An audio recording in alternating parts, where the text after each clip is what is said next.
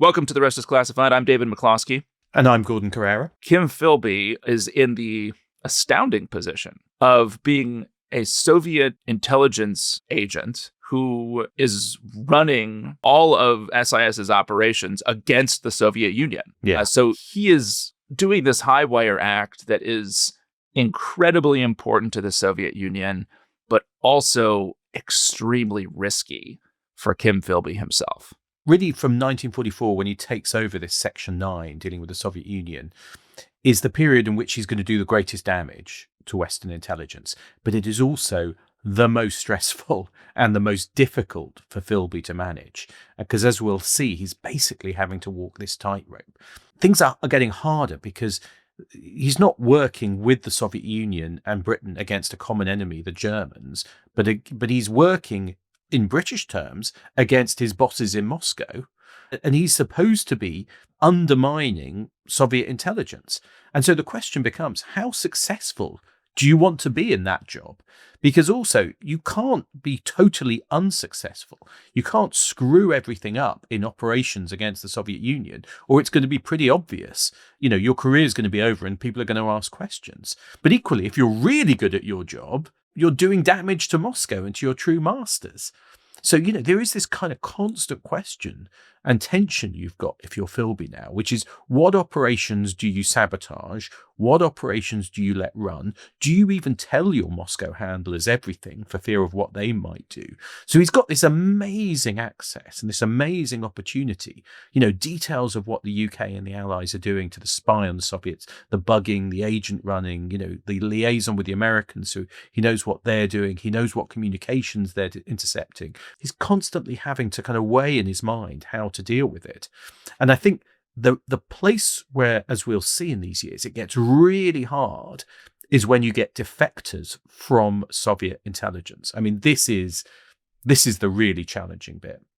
This episode is sponsored by HP. Most people are not counter-espionage experts, but that won't stop them getting targeted by cyber criminals seeking to extract their secrets. HP understands that approximately 4 in 10 UK businesses have reported cyber breaches in the past 12 months alone. That's why HP business laptops, desktops, and workstations bought directly on HP Store are secure straight out of the box with their endpoint security. No more stressing about dodgy emails or unexplained pop-ups. HP's independently verified Wolf Pro security works alongside your existing security tools to protect your business, users, and reputation from malware and evolving cyber threats with your first click. You don't need an alias or a secret hideout to stay safe. Just Wolf Pro security working tirelessly to protect your hard work. It's security that's built in, not bolted on. Find out more about how HP can protect your business at hp.com/classified.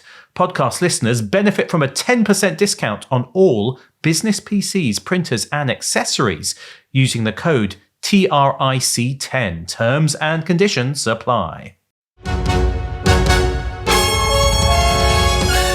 The first incident here that becomes problematic for Philby is September of 1945. A cipher clerk in the Soviet embassy in Ottawa named Igor Gouzenko shows up first at a newspaper office and then the Canadian Department of Justice with a whole bunch of secrets that he's taken. And classically, Gordon, what do you do with a Soviet defector, right? I mean, you turn him away initially, right? You get out of here. We don't want this stuff. Get lost. But eventually they see the light and Gouzenko starts talking. Yeah, exactly. I mean, it's funny, isn't it? Because they turn him away. The Soviets start hunting for him and he goes into hiding.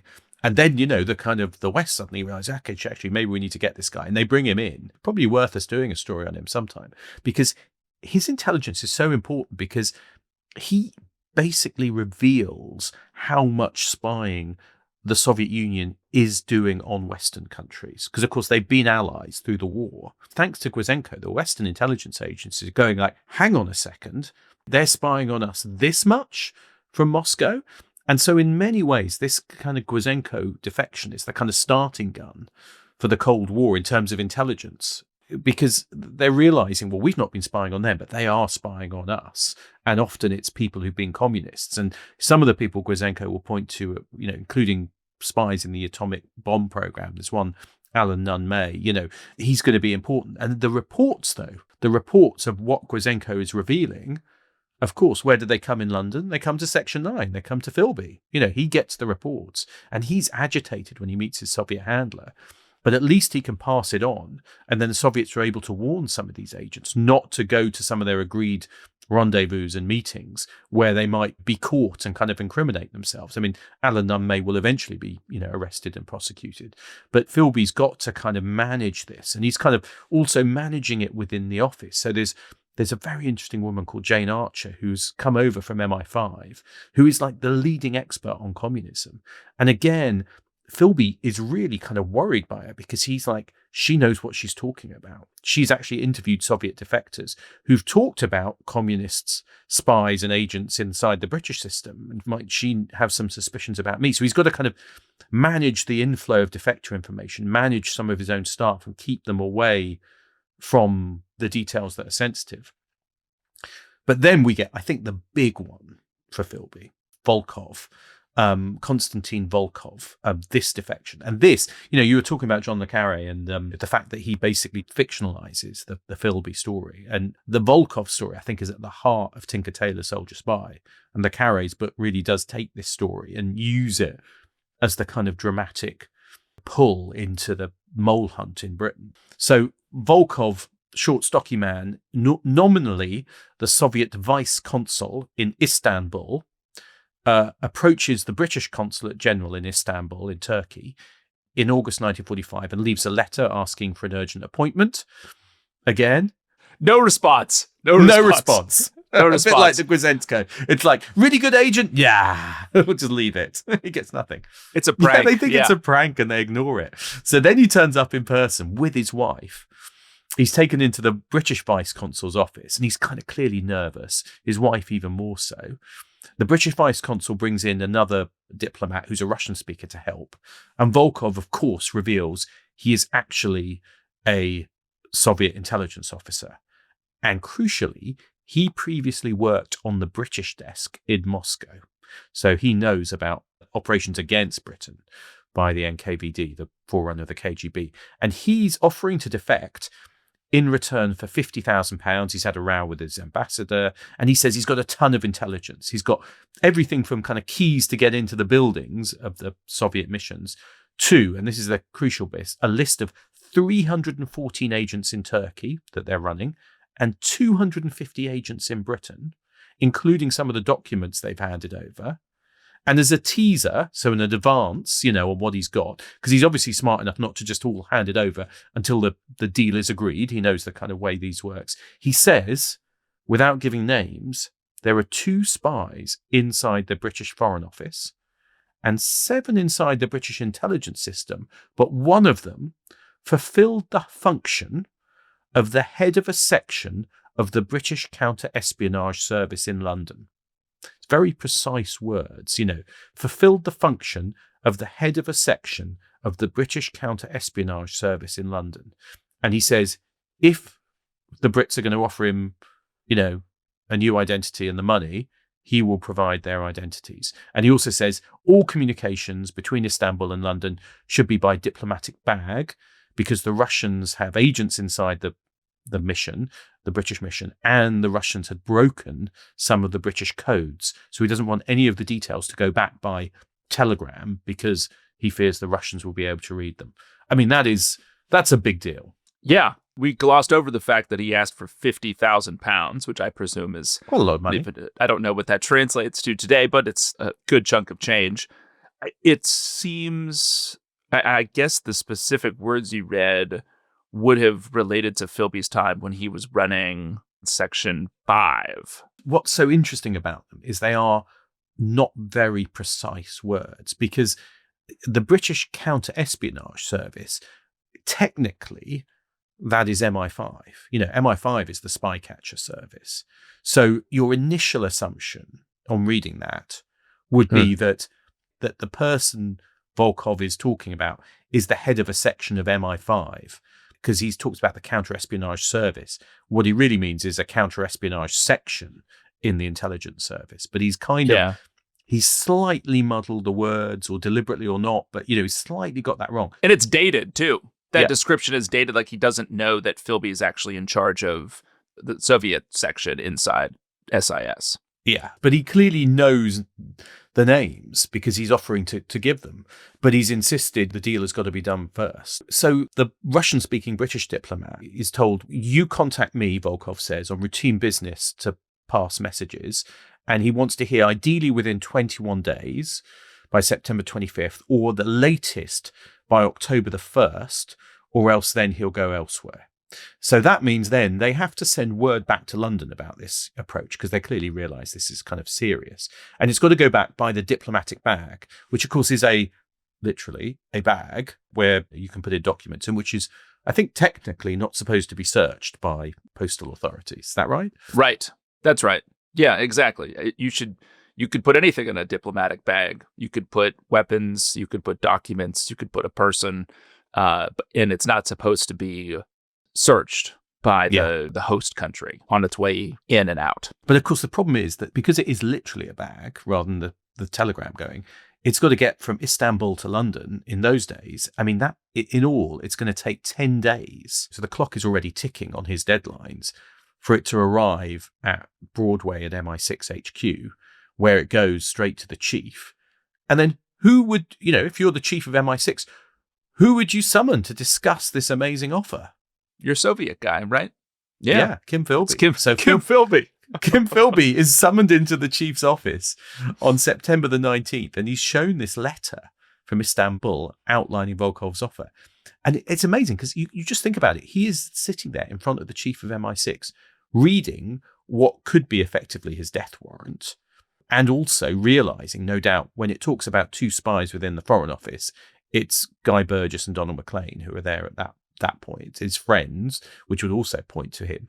And of course, Philby's such a kind of cool customer. He's reading it in front of the chief live, and he's got to show nothing on his face, no shock, no suspicion. In his memoir, he says, I stared at the papers rather longer than necessary to compose my thoughts. I bet he did.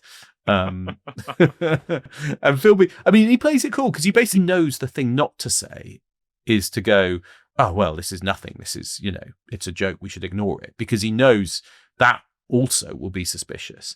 So he says, oh, this looks very important. Let me come back to you tomorrow morning with a plan. That's the smart thing to do, isn't it? Kind of buy time, basically. Obviously, at this point, the chief of SIS, Mingus, how could he possibly think that it's Philby? Yeah. He's just going to, up front, probably not even consider that possibility, right? Yeah. That Philby is one of the Soviet spies that Volkov refers to.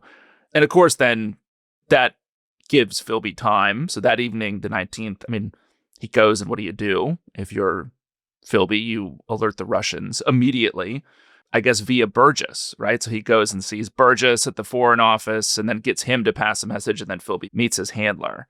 I guess if you're Philby, you'd like to be the person talking to Volkov, wouldn't you? Yeah, exactly. So next morning, Philby goes back to see the chief. He says, yes, this is potentially of great importance. And of course, he says, someone who knows what they're talking about should be sent out to debrief Volkov and get him out safely. Now, we talk about this a few times. Philby, again and again, is lucky. And here, again, he's lucky because initially he isn't the first person and the obvious person to be sent out, because there is someone who's slightly better placed. There's a guy called Brigadier Douglas Roberts, who's based in Cairo for British intelligence, and he's closer in Cairo, and he speaks Russian, so it kind of makes sense. And Philby can't be seen to go, no, don't send someone else. But later in the day, Philby is summoned back to the chief's office to be told, unfortunately, Roberts is afraid of flying. Oh, good grief. I mean, he's got, and supposedly Roberts says, don't you read my contract? I don't fly. I mean, he's got in his contract that he won't fly when he's asked to go to Istanbul. This is kind of brilliant luck for Philby, isn't it? I mean, it's so lucky, because then he can go to the chief. Well, maybe, if Roberts can't go, maybe I should go. Maybe me, And of course, the chief is like, oh, Philby, would you? Would you be so kind? You know, it's like, I mean, it's mad, isn't it? You would think that an intelligence officer faced with the prospect of being able to debrief a true blue NKVD defector, you would think people would be jumping at the chance to get there. Yeah. But it's kind of treated like a irritating errand for these intelligence officers to carry out, right? Well, it is a long way to go. And I mean, this is the other thing I kind of realize again, kind of looking back at this. As we'll see, it's not quick to go out there. It's not as easy as it is today, where there's kind of multiple direct flights to Istanbul. I mean, and Philby has also got this problem. Is now he's been told he can go out. You want to go out slowly because you've informed the Soviets, so you're hoping they're dealing with it. But equally, you can't be seen to be slowballing. So he does have to do a kind of crash course in wireless coding. So he has to be kind of reminded how to do coding from the field. He doesn't rush, but neither does he slow things down because he doesn't want to tip things off too much. But it's now around September the 25th when he's actually going to go to Turkey. And then again, he gets lucky because he writes this, he goes, towards evening, my rising spirits were given another boost. So he's on the plane first, and the pilot announces on the intercom that owing to electrical storms over Malta, we were being diverted to Tunis. And then, subject to improved weather conditions, they'd eventually get to Cairo via Malta the next day. That's another 24 hours. And then he misses his next connection to Istanbul from Cairo. I mean, what he's effectively done is he's informed the Russians that they've got a problem with Volkov. And so there's two timelines running here. There's the Russians' ability to sort of pull Volkov, convince Volkov to go back to Moscow or to just yank him out. And that is running against Philby trying to get to Istanbul to debrief him.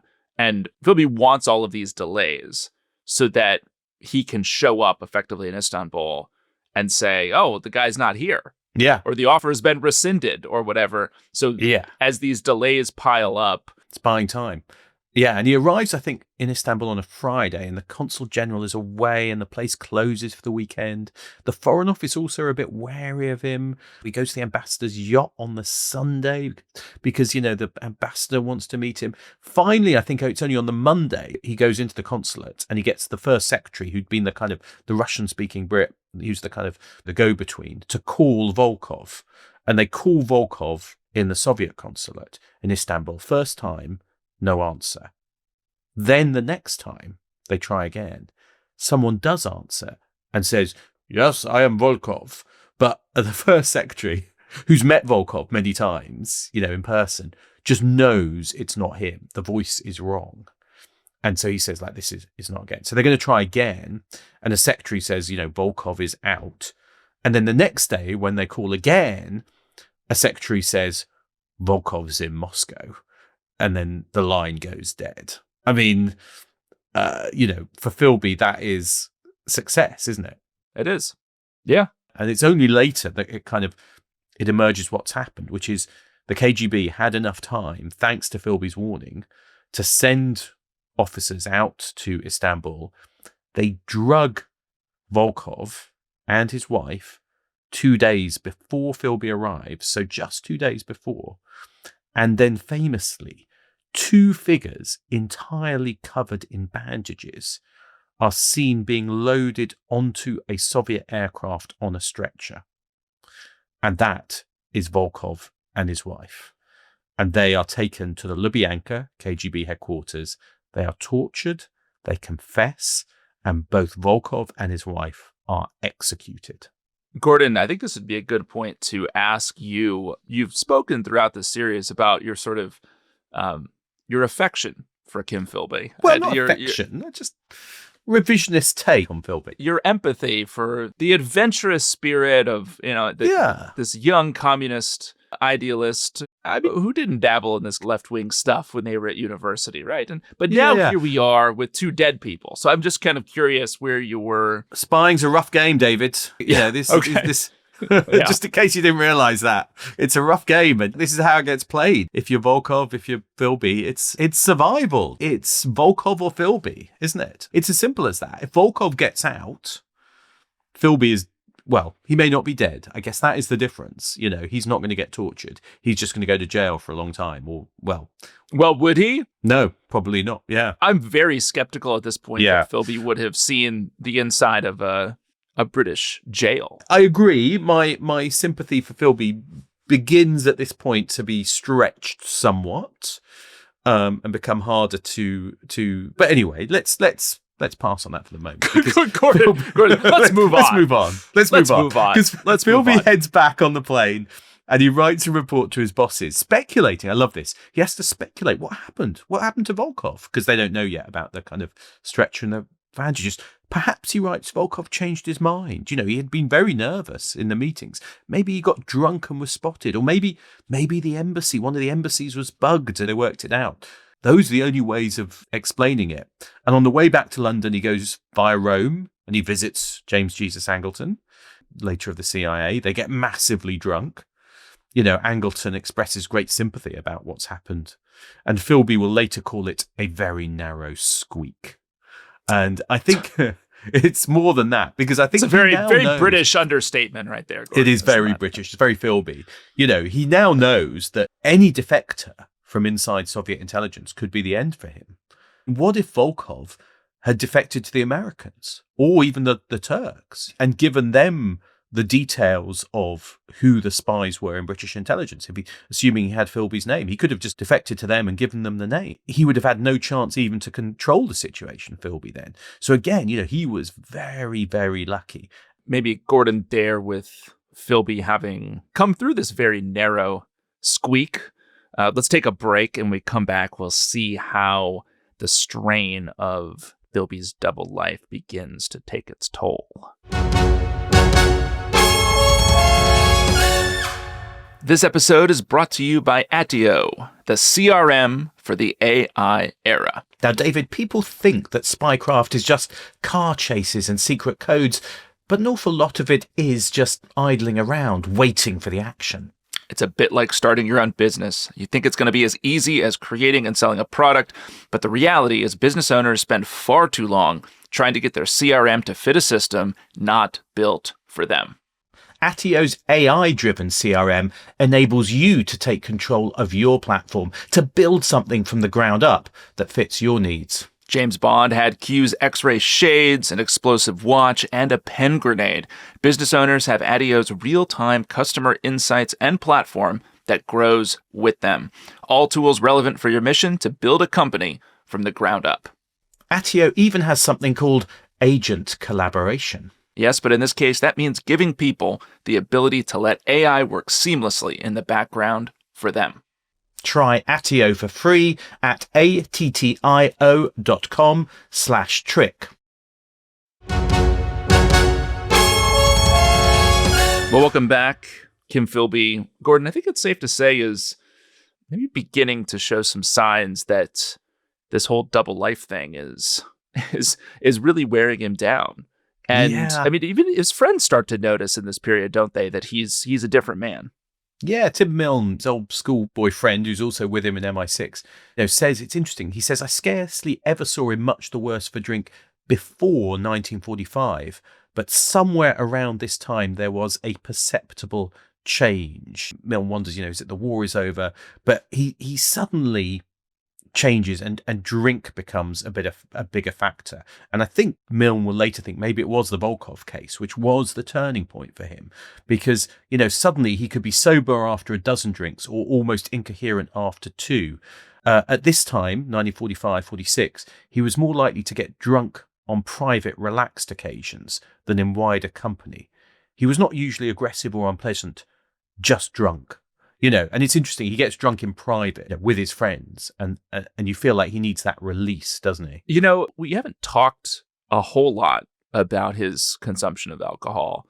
We talked about it a little bit last week on our club episode when we talked with Antonia Signor about her book, Stalin's Apostles. I think it is a fascinating aspect of the way Philby manages his stress, because, It makes perfect sense, doesn't it? I mean, Yeah. it's a way for him to cope with what must have been a very unpleasant Yeah. interior psychological reality. You wouldn't want to face it every day. And you would want moments or hours, evenings where you can just turn that volume down and ignore, frankly, the consequences of your actions. Yeah. I mean, he's on this path now and there is no going back. Even if he'd wanted to, he's too deep in this. It's also interesting because you start to see it playing out in his marriage. Tim Milne recalls that he and Philby and Aileen were kind of walking back from a pub in 1946 when Kim announced suddenly that Kim's divorce from Litzy was going through and he'd be free. And then in front of Milne, he's inspired to propose. And he says to Aileen in front of Milne, "Darling, will you be the mother of my children?" Aileen, now pregnant with their fourth, giggled all the way back to number 18. Now, it's interesting because many friends were surprised when they get married, Kim and Aileen, because they actually assumed they'd already been married because after all, they got, all these kids. Philby's taken this kind of decision, I think, to close up some of the gaps in his past and kind of deal with some of the problems. So he actually approaches Valentine Vivi at MI6, one of his bosses, and he tells him about Litzy. Because I think he realizes it would be a risk if MI6 found out about Litzy and he hadn't told them. So he says, look, I just married her to get her out of trouble in Vienna in 1934. I was using my passport. We soon separated, but we never got round to getting divorced, but partly because we were never really married. It was just an act of selfless sacrifice. And they seem to buy that, which I think, again, if you've already bought into the youthful idealism thing. So that allows him and Aileen to kind of have a massive boozy party and get married.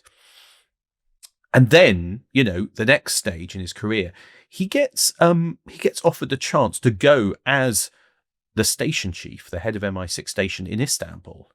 Now, this is kind of interesting because it might sound like a bit of a downgrade from running Soviet operations, but actually what it looks like is that the chief, Mingus, is actually trying to push Philby's career on because he's spotted him as a potential future chief further down the line.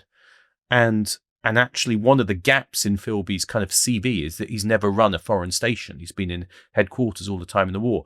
And it does look at this point as if Philby is in the mix to eventually become chief of MI6. Hugh Trevor Roper, who was a kind of wartime colleague in MI6, it's a great quote from him. He says, "Who else of his generation was there?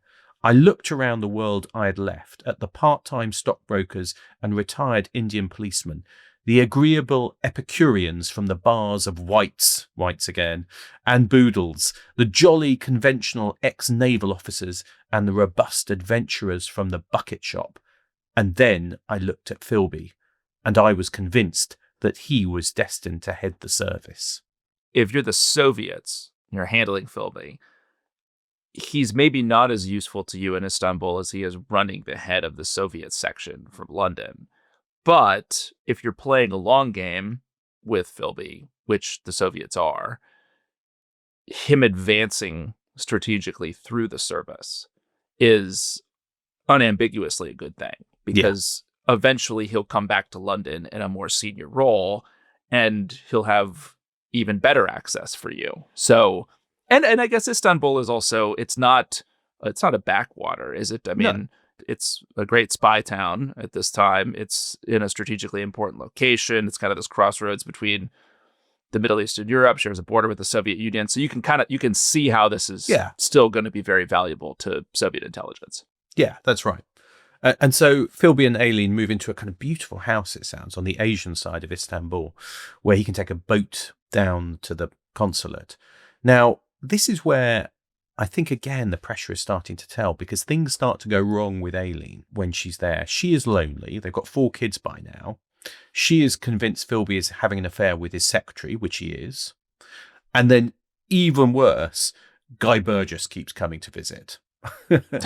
And you know that friend. I've missed Guy Burgess. We haven't talked much about him in the last couple episodes. Yeah, it's good to have Guy back. And Guy's now in the Foreign Office with tons of access, and he's also kind of Philby's kind of conduit sometimes to get messages to Moscow. Burgess is also kind of cracking up, I think, under the pressure. He's also becoming kind of riskier in his activities, both the drinking and the casual sex. I mean, McLean is also feeling the pressure and kind of cracks up at one point. But Burgess is getting wilder. I mean, he was wild before. And Aileen hates Burgess visiting, because she thinks he kind of encourages Kim's heavy drinking and carousing. And they go out a lot with the secretary with whom Kim is having an affair. And one evening they supposedly go out to a yacht club, and there's 4 of them, and they drink 52 brandies. I mean, that's what the receipt shows. That seems like a lot. That seems almost impossible. Yeah, although with Burgess and Philby, Burgess goes missing sometimes, doesn't he? After these nights of drinking, and there have to be these kind of desperate searches. At one point, Burgess dives off the balcony of Kim's house into the Bosphorus and like wrecks his back. I mean, this guy is just. I'm glad Guy Burgess is back. I mean, I don't like what he's doing, spying for the Soviets, but he's an entertaining sort of gremlin. Although I also love, he's also got this kind of very emotional side, because Tim Milne's there during one of Burgess's visits, and he remembers this kind of sentimental side, because Burgess starts telling the story of Mansfield Cumming, the first chief of MI6, and it's a story we tell, where he crashes his motor car in the First World War, and his son dies, and Mansfield Cumming has to cut off his own leg. And Burgess, as he tells the story, bursts into tears with emotion. It's just like, it's so Guy Burgess. And at this point also, Eileen becomes ill, and we should have a trigger warning because we're going to talk a bit about self-harm here, because Eileen starts engaging in self-harm. Now, what Philby doesn't know, she's done so since she was a teenager. This isn't new, but it really starts to increase now. Is it the affair? Does she suspect something about her husband keeping more than even normal secrets about her? It's hard to know, but she injects herself with urine. She sets fire to things. Again, Milne remembers one story that Eileen sets out alone in her car at one point, and then she arrives at someone else's house in a terrible state, badly bruised about the head, covered in dirt, with the story of having been held up on a narrow road and attacked by a man who hit her on the head with a rock and tried to steal her bag. And she goes into hospital. And years later, she admits she actually kind of faked that incident. And then she prolongs her stay in hospital by reinfecting her wounds. Now, yikes.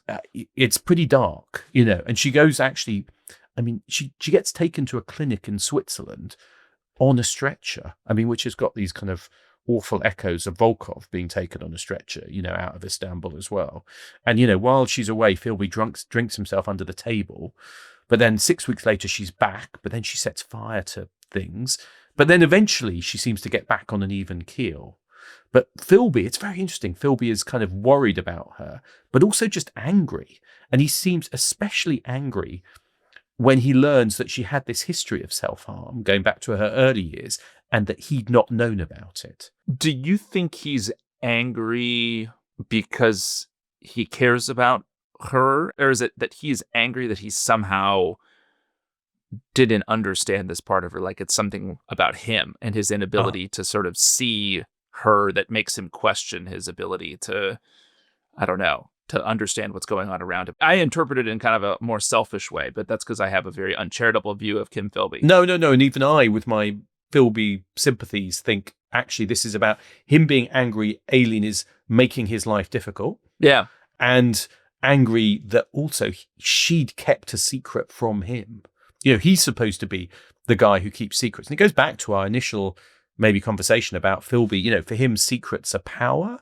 Secrets are a kind of means of having one up on someone. And the idea that Aileen has had one up on him by having a secret that she didn't know, I think that kind of challenges probably his masculinity and his kind of spy tradecraft, perhaps. Yeah. Well, and Becky, our intrepid producer, has said here, this feels like a very narcissistic response. And that's right. I mean, it's a word we haven't actually used a lot in this series when we talk about Philby, but maybe it just goes without saying that he is an absolutely raging narcissist, right? Yeah. So everything around him is getting kind of circled back to him, right? Yeah. In some way, shape, or form. I mean, does she know? Do we think Eileen suspects that he's working against SIS or?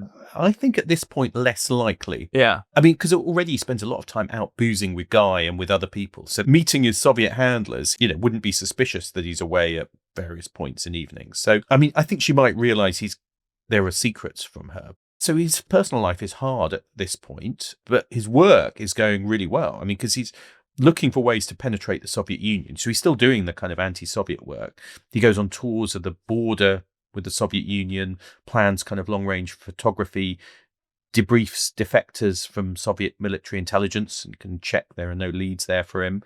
And this is also a kind of big moment because the Cold War is starting and CIA and MI6 are moving to this new policy, which is rollback against communism. And the idea is you're going to try and roll back the Soviet Union's ability to impose control on its own borders and neighboring states. And one of the ideas they've got is they're going to send emigres back into the Soviet border states and occupied countries who are then going to build resistance networks, foment trouble, often use nationalist separatist groups. They're going to do this all around the kind of periphery of the Soviet Union. So, the Baltic states, Ukraine, Albania, lots of places, and they're going to do it in Turkey as well.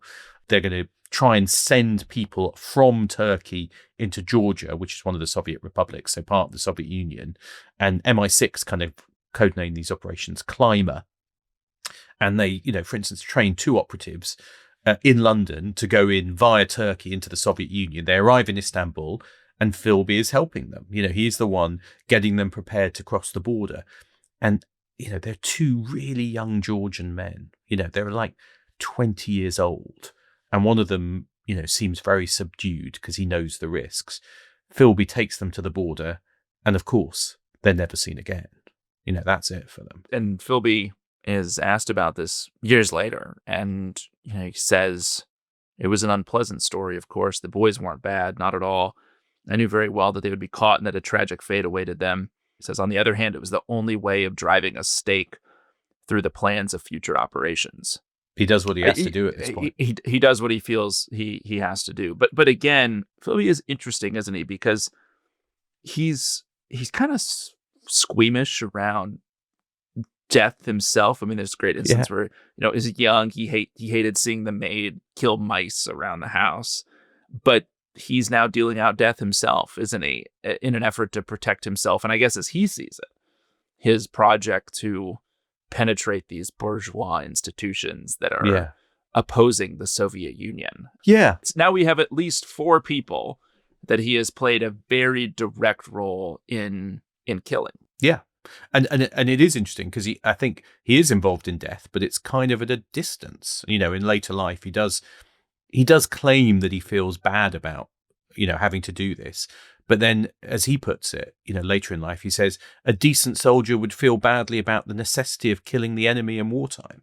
So he basically sees these young Georgians or Volkov as, soldiers who are working for the enemy, and he's working for his side. And in a war, you kill him. It's brutal. I agree. I'm not going to kind of pretend it's not, but at one point in Turkey, he goes right up to the Soviet border and it's marked by the crest of a hill and a border post. And he approaches the border post, he touches it, and then he puts his foot over the line. And of course, it's the first time he's, set foot on Soviet territory, and only for a moment. I mean, it's this weird thing where he is serving this cause and this country, which he doesn't really know, but which he's now killing for. He's now doing that. But it's about to change because Climber is only really a kind of taste, I guess, of what Philby is about to do, because Turkey is not the end of his career. In Turkey, he gets a telegram asking for him to come back to London to discuss a new post. Now, every time, like all kind of, traitors, when they get that telegram, they think, being summoned back to headquarters. Gordievsky thinks this, doesn't he? Is it because I'm blown? Yeah. Is it really for a new job, or is it because a defector has kind of given him away? But this time he goes back to London, and it's the best possible news because he's being offered a promotion, and not just any job, but like the job for a rising star, because they want him to be the head of the MI6 station in Washington and the liaison with the newly formed CIA, putting him at the absolute heart of the Cold War. And what's astonishing is he is just 37 years old. He's 37 years old. And some of his colleagues believe, this is the next step on his future to become, the head of the British Secret Service and see. Well, I guess in Washington, I mean, he'll be able to do more damage there, perhaps, than anywhere else.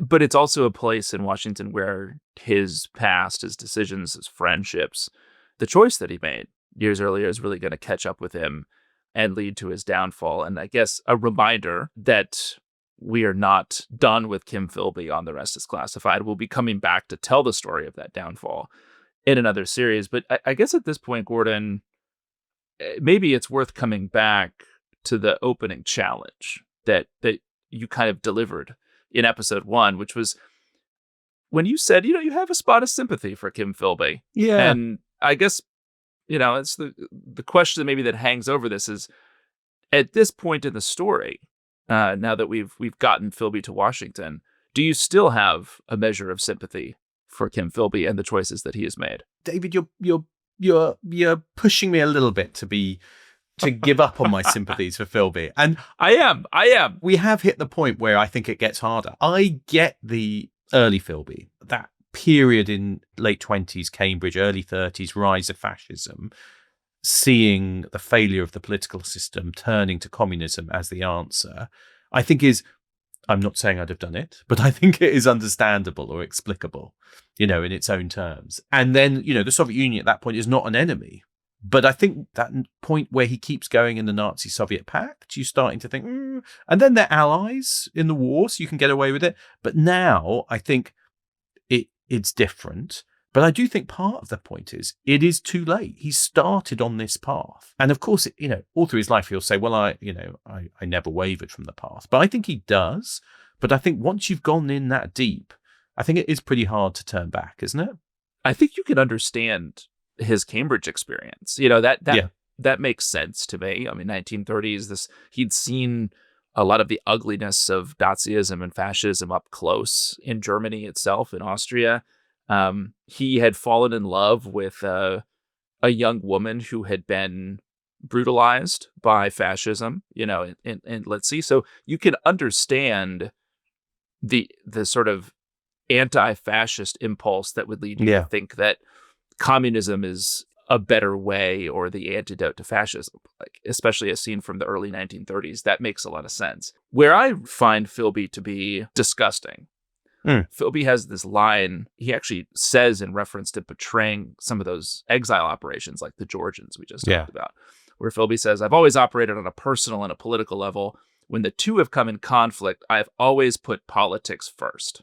And anybody who's putting politics above friends, family, children, I find that to be very icky. No, I agree with that. I sort of get why he puts it that way, but I also just think this is a story at the end of the day about a guy who's inside totally twisted up and wrecked. That's one way of seeing it. let me give you another term, which is we prize, and I'm not criticizing this, loyalty to country very highly. I think ultimately Philby never felt very English or British or loyal to his country. He was loyal to his ideology, which meant betraying his country. And many years later, he's asked about this. He said, didn't you betray your country? Didn't you betray your colleagues? Didn't you betray, Britain by doing this? And Philby has a very interesting line. He says, to betray, you must first belong. I never belonged. Yeah. I mean, I think it's a really interesting line because I think it does, to me, unlock quite a lot of Philby. And it goes back to the kind of father, the weird upbringing, the fact the father is kind of in the British class system, but not really part of it.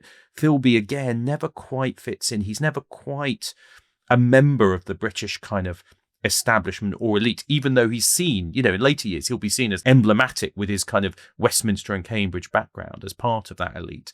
But he was never part of it. He never felt he belonged. So he never felt he was betraying that. He was never turning against it because he was never part of it. That is in his own mind, his justification, I think, for what he did. He was a communist all the way through, and he remained he didn't betray anything because he remained pure to that cause since he was a student all through his life.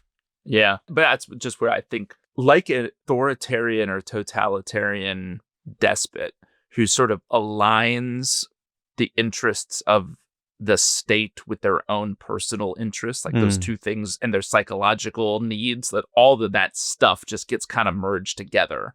I think Philby does something similar with his quote unquote ideology. It becomes a vehicle for a personal, very interior crusade against this system that he felt he never belonged to. And there's a great Le Carré quote about Philby where he says, behind the inbred upper class arrogance, the taste for adventure, lies the self-hate of a vain misfit for whom nothing will ever be worthy of his loyalty. So again, I think it's this idea that none of this stuff that Philby was betraying was ever worthy of him. So it's this very self-centered, narcissistic response to the world that I think ultimately triggered so much of his betrayal, really. Yeah. I mean, I think he was vain, self-absorbed, and as I said, shaped perhaps by that father. But I think in his mind, he would have seen himself as just loyal to a single cause. So